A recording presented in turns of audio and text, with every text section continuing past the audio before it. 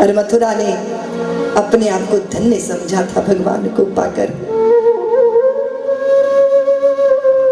तोरण द्वार सजाए गए थे, अक्षित हरिद्रा की वर्षा की गई थी। और सबसे पहले भगवान के साथ तो नंदराय जी उनके सखा। अब भगवान उस समय कितने वर्ष के थे? 10 वर्ष 11 महीने 11 दिन के थे जब भगवान ने कंस को मारा था।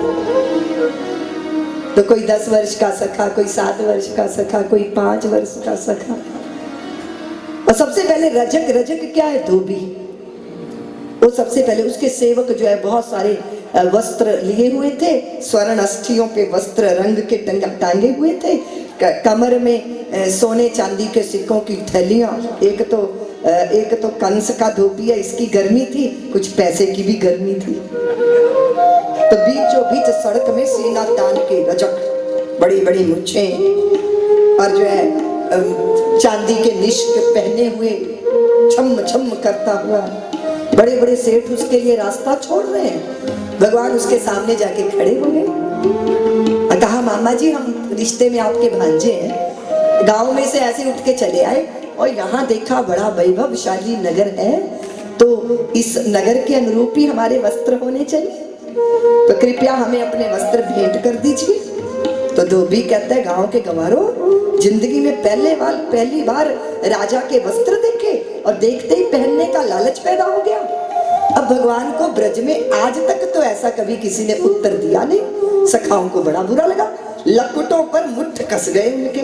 भगवान ने इंगित किया शांत रहो। एक 5 साल का सखा बोले कान्हा जरा इधर आना।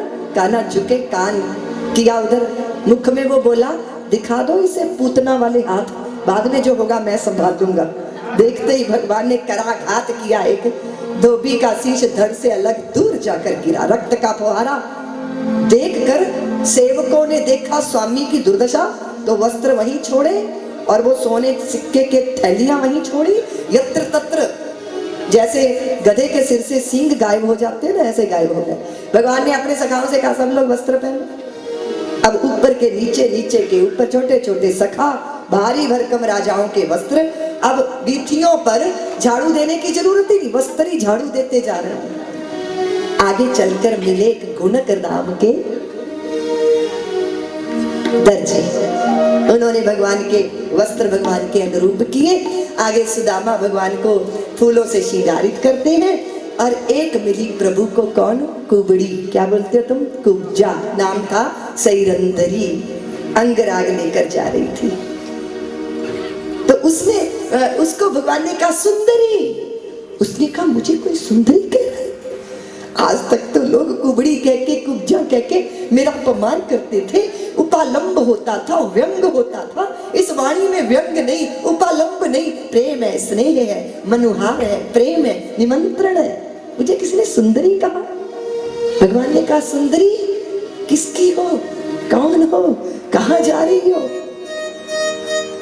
तो सैरंधरी ने कहा प्रभु कंस की दासी हूँ, अंगराग लेकर जा रही हूँ। आप कहते हो किसकी हूँ? आज तक तो किसी की नहीं थी नाथ, पर इसी क्षण से आपकी हो गई हूँ। आपके माथे को चंदन चर्चित कर दो। प्रभु के माथे पर चंदन लगाया, कुमकुम लगाया, श्रृंगार किया। प्रभु किसी से लेते हैं तो 1000 गुना लौटाते हैं ना। प्रभु ने कहा देवी जरा पास आओ। उसके पैर पे चरण रखा प्रभु ने, उसकी ठुड्डी को पकड़ के हल्का सा झटका मारा। उसका विद्रूप कुबड़ जो है तिरोहित हो गया, सर्वांग सुंदरी बन गई। कुब्जा अपने आप को देख रही है, अचंभित, आश्चर्यचकित। प्रभु जाने को उद्यत हुए तो आंचल पकड़ लिया, प्रभु का पीतांबर पकड़, मेरे घर चलो प्रभु। भगवान ने कहा देवी मैं तो बिना घोंसले का पंछी हूँ, मेरे हृदयों, मेरे भक्तों के हृदय मेरा आश्रय स्थल है। आऊंगा देवी, किंतु अभी मुझे बहुत ऋण चुका है। धन्य किया।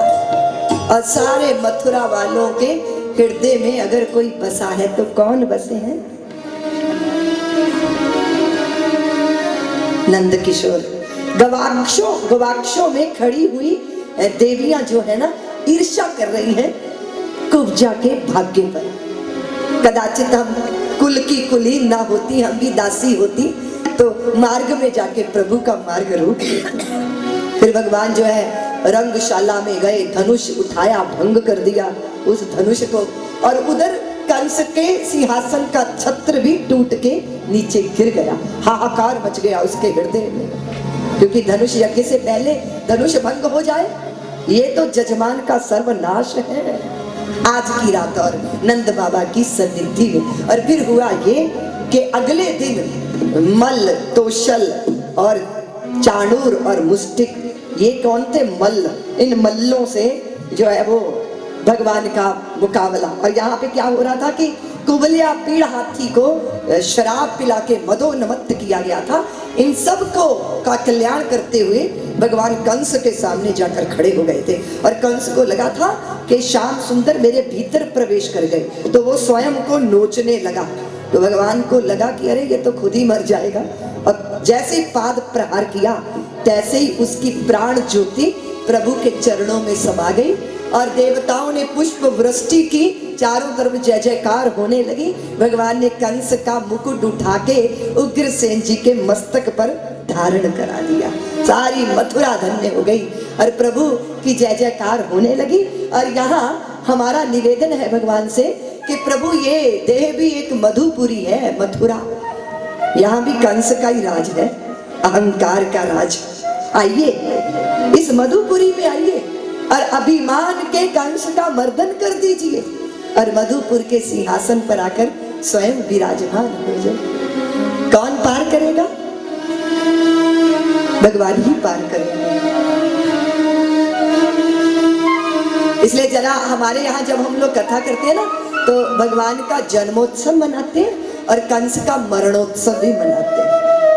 पार करेंगे नैया भज कृष्ण कन्हैया, पार करेंगे नैया भज कृष्ण कन्हैया, पार करेंगे नैया भज कृष्ण कन्हैया, पार करेंगे नैया भज कृष्ण कन्हैया।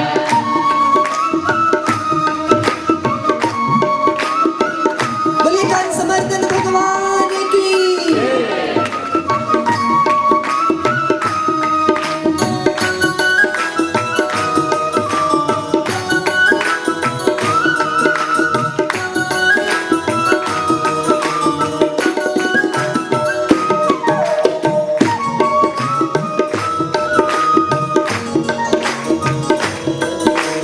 निश दिन भज गोपाल प्यारे, भज गोपाल प्यारे, मोर मुकुट पीतांबर वारे, मोर मुकुट पीतांबर वारे, भक्तों के रखवैया, भज कृष्ण कन्हैया, रखवैया भज कृष्ण कन्हैया, पार करेंगे नैया भज कृष्ण कन्हैया।